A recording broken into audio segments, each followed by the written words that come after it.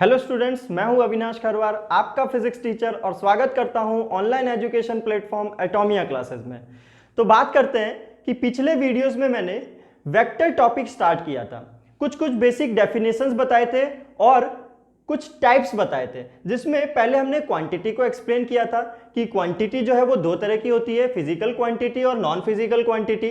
Physical quantity को फिर तीन हिस्सों में बांटा था, scalar quantity, tensor quantity and vector quantity, जिसमें स्केलर क्वांटिटी के बारे में बताया गया था कि उसको डिफाइन करने के लिए या उसका मीनिंग कंप्लीट करने के लिए हमें सिर्फ और सिर्फ मैग्नीट्यूड की जरूरत होती है। मैग्नीट्यूड यानी कि न्यूमेरिकल वैल्यू। एग्जाम्पल के तौर पे हमने बताया था कि मास जो है स्केलर क्वांटिटी है, हम लोग बोलते हैं 1 kg 2 kg, इसमें न्यूमेरिकल वैल्यू आ रही है और इससे मीनिंग कंप्लीट हो रहा है। तो मास, दूसरा है वॉल्यूम, है ना, किसी चीज का स्पेस कितना वो ऑक्यूपाई कर रहा है। फिर है टेम्परेचर, और भी बहुत सारी स्केलर क्वांटिटीज हैं जैसे कि डेंसिटी। ठीक, तो ये था स्केलर क्वांटिटी। हमने वेक्टर क्वांटिटी के बारे में भी कुछ चीजें बताई थी कि वेक्टर क्वांटिटी जो है उसे एक्सप्लेन करने के लिए मैग्नीट्यूड प्लस डायरेक्शन दोनों की जरूरत होती है। ठीक, मैग्नीट्यूड न्यूमेरिकल वैल्यू और डायरेक्शन एक पर्टिकुलर दिशा। ठीक, इसके बाद हमने बात की थी कि कोई भी क्वांटिटी को वेक्टर क्वांटिटी होने के लिए ये तीसरी कंडीशन भी फुलफिल करनी पड़ेगी, क्या, कि it must follow law of vector addition. Vector law of addition भी फॉलो करना चाहिए, यानी कि ये जो चीज है ये भी इंपॉर्टेंट चीज है। कई सारे बच्चे इसका ध्यान नहीं रखते, सिर्फ बोल देते हैं कि वेक्टर क्वांटिटी वो होती है जिसमें मैग्नीट्यूड प्लस डायरेक्शन चाहिए होता है। ऐसा नहीं है, ये तीसरी कंडीशन भी बहुत जरूरत होती है। क्यों ऐसा है मैं आपको बताऊंगा जब टेंसर क्वांटिटी एक्सप्लेन करूंगा। ठीक, तो हमने कहा वेक्टर लॉ ऑफ एडिशन, ये वेक्टर लॉ ऑफ एडिशन के बारे में डिटेल में हम लोग पढ़ेंगे जब एडिशन ऑफ वेक्टर्स पढ़ेंगे। ठीक, फिर कुछ एग्जांपल्स की बात की थी मैंने कि जैसे डिस्प्लेसमेंट को बताया था कि कैसे ये वेक्टर क्वांटिटी हुआ। बात करते हैं और एग्जांपल्स की, जैसे कि वेलोसिटी। तो मैं आपको बता दूं कि जो वेलोसिटी होता है वो आपका स्पीड जो है, आप जानते हैं स्पीड, उसी का एक तरह से एक्सटेंडेड वर्जन है। जैसे स्पीड में क्या है कि हमें सिर्फ और सिर्फ मैग्नीट्यूड चाहिए, न्यूमेरिकल वैल्यू चाहिए उसे एक्सप्लेन करने के लिए, कि जैसे कि कोई बाइक चला रहा है तो उसकी स्पीड जो है 50 किलोमीटर पर आवर है। अब ये 50 जो है वो क्या है, न्यूमेरिकल वैल्यू है, यानी कि स्केलर क्वांटिटी है। लेकिन जब हम बात करते हैं वेलोसिटी की, तो उस स्पीड के साथ अगर हम लोग डायरेक्शन भी जोड़ दें तो वो जो क्वांटिटी बनती है उसे कहते हैं वेलोसिटी। अब आइए मैं बताता हूं आपको कि इसका प्रैक्टिकल एग्जांपल क्या है।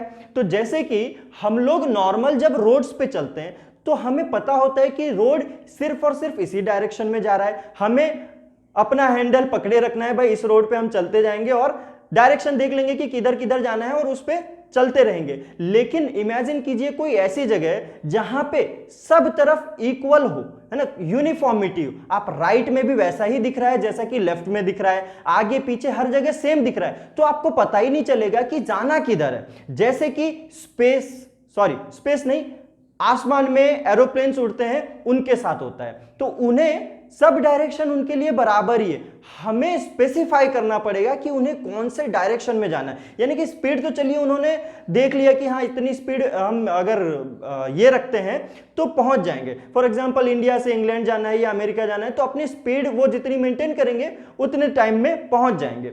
लेकिन उन्हें उस जगह पे पहुंचने के लिए इंडिया से एक पर्टिकुलर डायरेक्शन में हेड करना पड़ेगा, लेकिन आसमान में तो भाई डायरेक्शन का पता नहीं चलेगा। तो उन्हें क्या किया जाता है कि स्पीड के साथ साथ एक रेफरेंस फ्रेम से, रेफरेंस लाइन से या रेफरेंस चीज से उन्हें डायरेक्शन दी जाती है कि आपको जैसे फॉर एग्जांपल ईस्ट से 30 डिग्री नॉर्थ की तरफ फेस करते हुए बढ़ते जाना है, तब जाके आप इंग्लैंड पहुंचेंगे। तो देखिए ये क्या हुआ, स्पीड के साथ साथ डायरेक्शन भी जुड़ गई कि इन्होंने 50 किलोमीटर पर आवर और 500 किलोमीटर पर आवर स्पीड तो रखी, उसके साथ एक पर्टिकुलर डायरेक्शन भी अटैच रखी ताकि वो उस जगह पे पहुंच सके। सेम केस होता है जो ओशियंस, सी में सबमरीन्स चलती है, बड़ी बड़ी जो जहाजें होती है जो अंडर वाटर चलती है, उनके साथ भी यही केस होता है। उन्हें स्पीड के साथ साथ एक पर्टिकुलर डायरेक्शन भी गाइडेंस करना पड़ता है, जिसकी वजह से वो अपने एक पॉइंट से टारगेट पॉइंट पे पहुंच सके।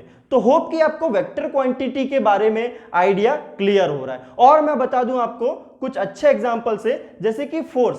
तो फोर्स के बारे में आपने 9th में पढ़ा था कि एनी पुल और पुश इज अ फोर्स, ठीक, उसी की बात करते हैं हम लोग। तो जैसे मान लीजिए कि एक बॉटल मैं रख देता हूं यहां पे, है ना, कोई फ्लोर है, उस पे मैं इस तरीके की बॉटल रख देता हूं,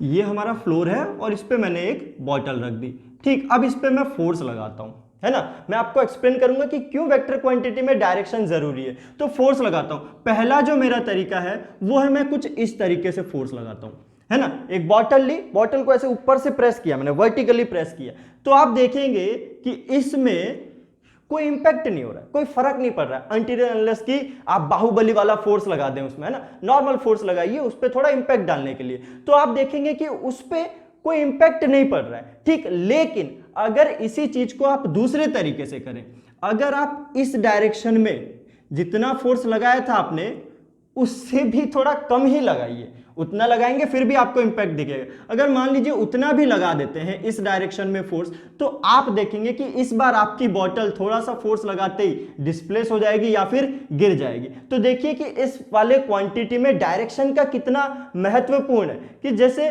मान लीजिए कि आपने 10 न्यूटन का फोर्स की जो यूनिट होती है, 10 न्यूटन का फोर्स इस डायरेक्शन में लगाया तो कोई फर्क नहीं पड़ा, लेकिन अगर 10 न्यूटन का फोर्स वही इस डायरेक्शन में लगाया तो इंपैक्ट आ गया, इफेक्ट दूसरा हो गया।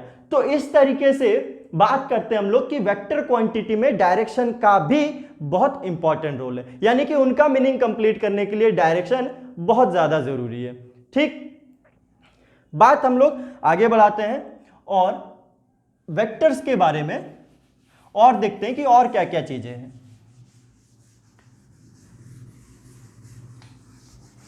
तो ये तो ऊपर ऊपर से जानकारी हुई कि वेक्टर क्या है, किस तरीके से उसे डिफाइन करेंगे, है ना, tensor scalar quantity, vector quantity, बीच में भी मैंने एक क्वांटिटी लिखी थी, कौन सी, टेंसर क्वांटिटी। तो आइए टेंसर क्वांटिटी के भी बारे में थोड़ा सा बता दूं, है ना, ये मैं स्टार मार्क कर रहा हूं, अलग से बता रहा हूं क्योंकि ये हमारे जेई पॉइंट ऑफ व्यू से इंपॉर्टेंट नहीं है, ये बस मैं आपको थोड़ी सी जानकारी दे दूं। तो जैसे कि हमने दो क्वांटिटीज डिफाइन की, क्या, स्केलर क्वांटिटी और वेक्टर क्वांटिटी। एक में सिर्फ मैग्नीट्यूड चाहिए और लेटर में मैग्नीट्यूड प्लस डायरेक्शन दोनों चाहिए, ठीक। अब ये जो टेंसर क्वांटिटी है इसमें भी मैग्नीट्यूड तो चाहिए, है ना, क्योंकि क्वांटिटी है यार, प्लस इनके साथ भी डायरेक्शन जुड़ी होती है ना। वेक्टर में जो था वो इसमें भी है कि मैग्नीट्यूड तो है, डायरेक्शन भी है। जैसे फॉर एग्जांपल मैं बता दूं कि आपने नाम सुना होगा करंट का, 10th क्लास में था ना करंट, ठीक, कि एक सर्किट में करंट फ्लो हो रहा है। तो मान लीजिए कि कोई इस तरीके का, है ना, सर्किट है जिसमें अलग अलग डायरेक्शन में करंट फ्लो हो रहा है, इस तरीके से करंट फ्लो हो रहा है, 3 तरीके से आ रहा है ना, सोर्सेज कुछ है जिसकी वजह से इसके अंदर करंट एंटर कर रहा है। तो हम लोग क्या बोलते थे कि करंट, जो भी आप यूनिट बोले, 1 एम्पियर और 2 एम्पियर और 3 एम्पियर के करंट जो है कि एंटर कर रहे हैं, तो हम लोग क्या बोलते हैं कि ये करंट इधर से एंटर हो रहा है, ये करंट इधर से हो रहा है, यानी कि कुछ डायरेक्शन के भी बारे में हम लोग बात करते थे कि करंट जो है कि इस डायरेक्शन में एंटर हो रहा है, यहां से करंट इस डायरेक्शन में आ रहा है और इस जंक्शन पे आने के बाद इस डायरेक्शन से करंट निकल जा रहा है, ठीक। तो देखिए यहां पे भी मैग्नीट्यूड तो है और डायरेक्शन भी है, तो क्या करंट भी वेक्टर क्वांटिटी है? जी नहीं, करंट वेक्टर क्वांटिटी नहीं है। क्यों नहीं है भाई?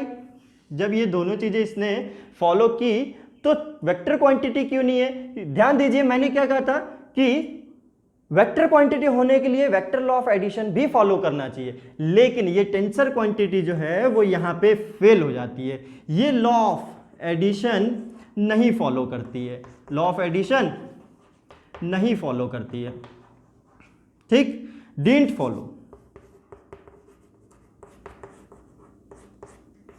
Didn't follow law of vector addition. ये vector law of addition follow नहीं करती है, इसलिए हम लोग कहते हैं कि टेंसर क्वांटिटी जो है वो वेक्टर क्वांटिटी से डिफरेंट है, ठीक। इसी तरह की एक और क्वांटिटी होती है स्ट्रेस, जो कि आप लोग पढ़ेंगे, है ना, मिडिल ऑफ द सिलेबस में, आपके एनसीईआरटी पार्ट 2 में है, स्ट्रेस और स्ट्रेन का एक चैप्टर।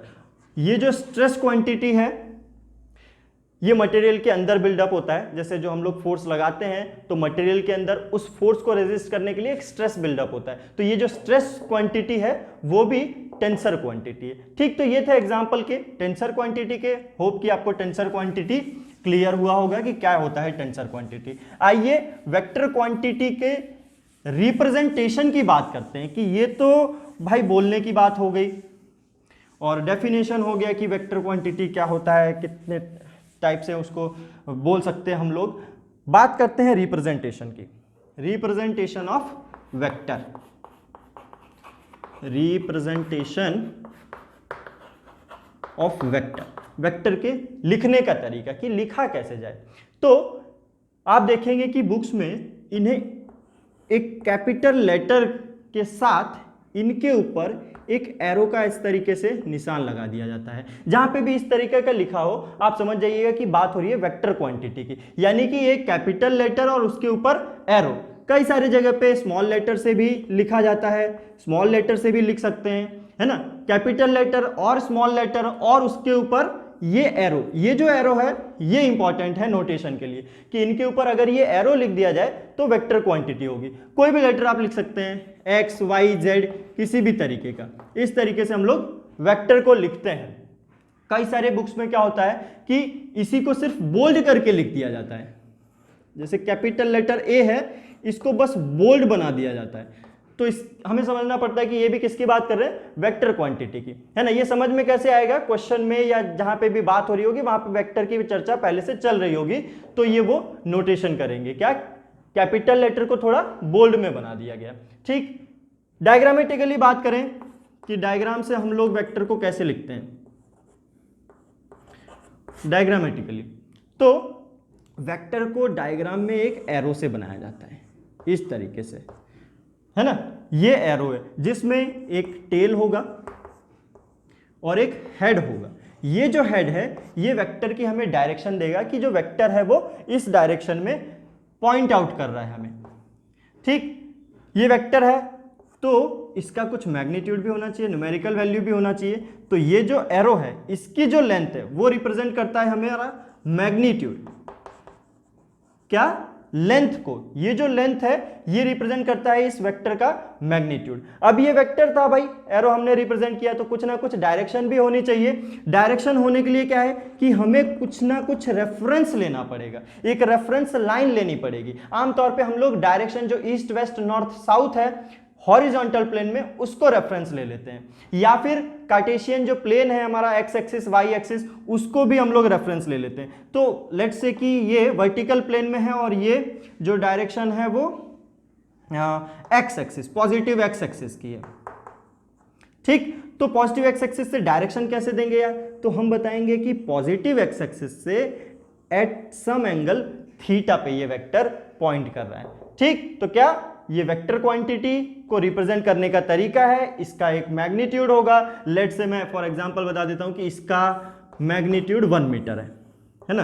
ये क्या हो जाएगा, ये इसका मैग्नीट्यूड। डायरेक्शन देने के लिए एक रेफरेंस लाइन बनाइए, उस रेफरेंस लाइन से एक पर्टिकुलर एंगल थीटा बना के आप दिखा सकते हैं कि ये क्या हो जाएगा, ये उसका डायरेक्शन हो जाएगा। ठीक, तो वेक्टर क्वांटिटी को डायग्रामेटिकली रिप्रेजेंट कर लिया।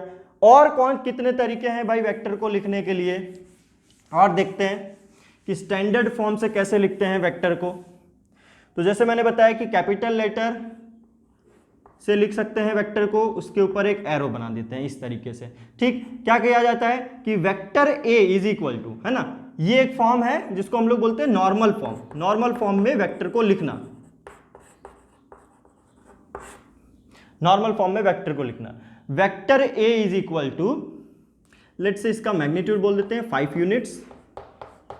Vector A is equal to 5 units. Direction देना पड़ेगा क्योंकि ये तो सिर्फ मैग्नीट्यूड है, इसके साथ डायरेक्शन अटैच कीजिए यार। डायरेक्शन के लिए आपको बोलना पड़ेगा टूवर्ड्स ईस्ट, या जो भी डायरेक्शन एक पर्टिकुलर आप देना चाहे, टूवर्ड्स वेस्ट, टूवर्ड्स साउथ, कुछ भी, या टूवर्ड्स पॉजिटिव एक्स एक्सिस। और क्या लिख सकते हैं, देखिए vector A is equal to X Y Z, कुछ भी यूनिट मैग्नीट्यूड जो देना है ना।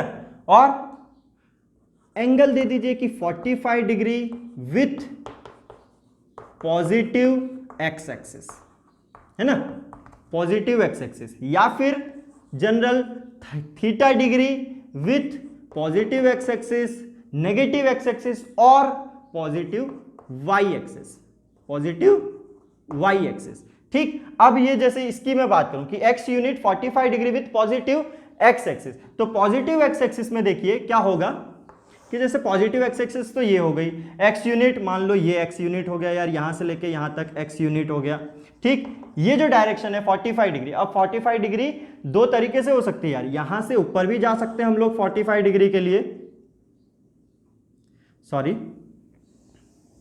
है ना, यहां से 45 degree with positive X axis इस तरीके से जा सकते हैं हम लोग, है ना, क्या कि ये 45 डिग्री है, या फिर नीचे भी जा सकते हैं कि ये भी 45 डिग्री है। तो ये हमें स्पेसिफाई करना पड़ेगा, ये क्वेश्चन में स्पेसिफाई करना होगा कि 45 डिग्री पॉजिटिव एक्स एक्सिस में किस तरफ है, अपवर्ड, डाउनवर्ड, फर्स्ट क्वाड्रेंट और फोर्थ क्वाड्रेंट। और ये जो चीज है ये क्या हो जाएगा, इस वेक्टर का मैग्नीट्यूड जो हमने एक्स यूनिट दिया है। ठीक, वैसे ही theta degree with positive Y axis की अगर बात करें हम लोग, तो पॉजिटिव वाई एक्सिस में क्या हो जाएगा, यहां से इधर बना लेंगे थीटा डिग्री, है ना, या फिर इधर बना लेंगे जैसा कि क्वेश्चन में दिया गया है या लिखा गया है कॉन्सेप्ट्स में। ठीक, तो ये एक तरीका हुआ। दूसरा जो तरीका है वो है कार्टेशियन कोऑर्डिनेट। लिख लिया होगा आप लोगों ने, इसको मिटा देता हूं मैं। बात करते हैं दूसरे फॉर्म की, कार्टेशियन फॉर्म। ठीक, कार्टेशियन फॉर्म, है ना, तो कार्टेशियन फॉर्म को देखिए कि कैसे लिखेंगे। ये सब जो तरीके हैं ये क्या है, मैथमेटिकल लिख रहे हैं हम लोग, है ना, मैथमेटिकल लिखने का तरीका है, क्वेश्चंस को सॉल्व करेंगे इन तरीकों से।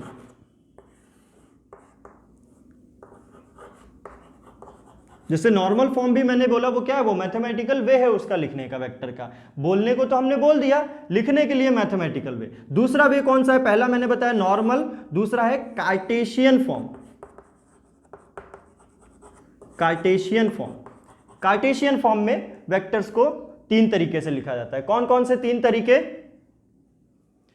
पहला है कि आप किस वेक्टर की बात कर रहे हैं, वन डायमेंशन या टू डायमेंशन या थ्री डायमेंशन। ठीक, तो पहले देखते हैं हम लोग वन डायमेंशन को। तो वन डायमेंशन देख रहे हैं हम लोग, वन डायमेंशन वेक्टर, है ना, कैसे, तो कार्टेशियन फॉर्म में वन डायमेंशन वेक्टर को लिखते हैं इस तरीके से, 5 आई कैप।